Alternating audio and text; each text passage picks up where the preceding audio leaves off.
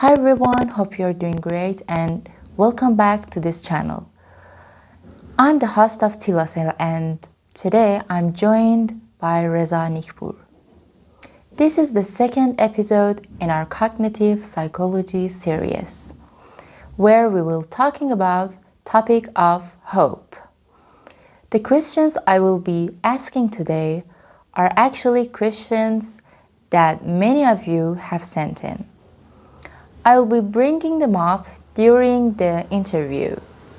So, Sir Reza share his insights and help us better understand the subject. Before we get started, I should mention that the first episode is available as a podcast on Reza Nikpur's channel. I will put the link in the description below if you'd like to check it out. My first question for Mr. Nikpur is, when we feel hopeless and sad, how do other people usually respond to us?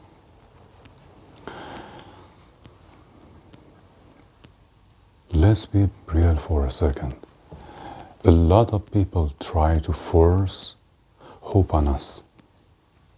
They suddenly jump in and say things like, "Come on, don't frown. Everything will be fine."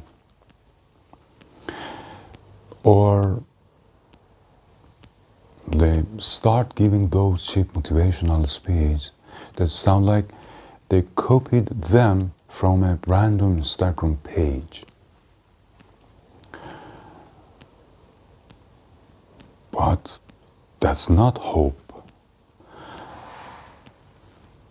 That's manipulation. That's them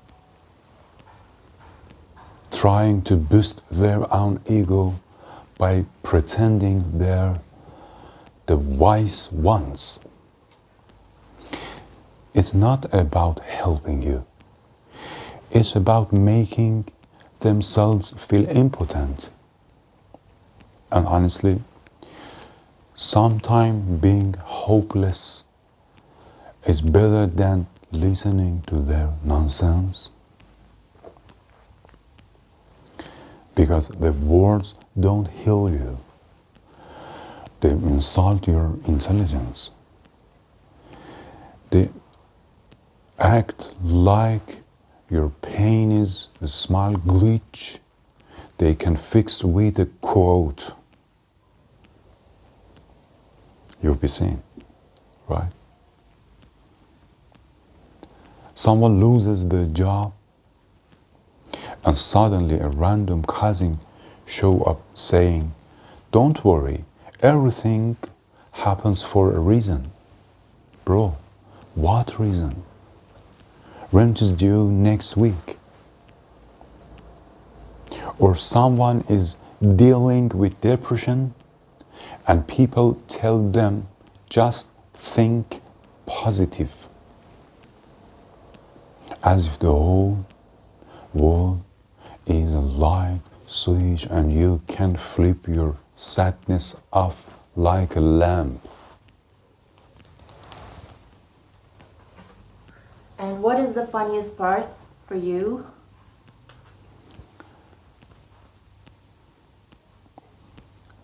And the funniest part, most of these positive people are the most hopeless ones themselves. They just hide it better. They're drawing too. They just learned how to smile while sinking. So no, I'm not buying their fake hope. And you shouldn't either. Real hope isn't loud. It doesn't scream. It doesn't force itself on you. Real hope is quiet, honest, and sometimes it's just the decision to get out of bed one more time. Maybe right now I'm thinking. Okay, if I drop all that fake motivational stuff, then what's left? If I don't push myself up with those artificial boosts, what's supposed to hold me together? It kind of feels like without those walls, I might fall apart.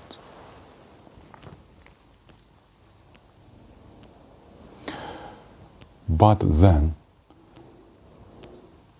when I think about it, we survived things way worse than this. Things that really shook us to the core. So letting go of a few pretty sentences isn't going to destroy us. And honestly, those fake highs, those quick bursts of good vibes, they always came with a crash that hurt more than the problem itself. Like every time I went up because of some sweet words, I ended up hitting the ground even harder. Maybe I don't need to keep pushing myself up all the time. Maybe I don't have to force myself to feel good. Maybe just standing still for a moment, taking a breath, and noticing what's going on in my head. Maybe that's enough for now.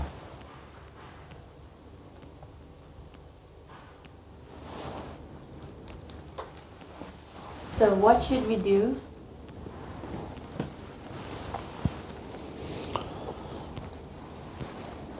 And that's where that thought of cognitive therapy come in. Not as advice, not as a go do this. It'll fix everything. More like maybe it wouldn't hurt to have someone help me untangle these knots in my mind. That's it. Nothing more. Because honestly, sometimes the mind just looks up. Those moments when I start believing the word is only these tiny conclusions, only this dark picture. But when someone helps you open those locks, suddenly the world feels a bit bigger, a bit wider. And in that moment, there's no flood of hope, no miracle. Just a small feeling that saying, maybe things aren't as final as they seem. Maybe there's another possibility. Maybe there's another way. And the tiny feeling, that's what slowly turns into real hope. Not the loud kind, not the first kind. The kind that grows quietly inside you.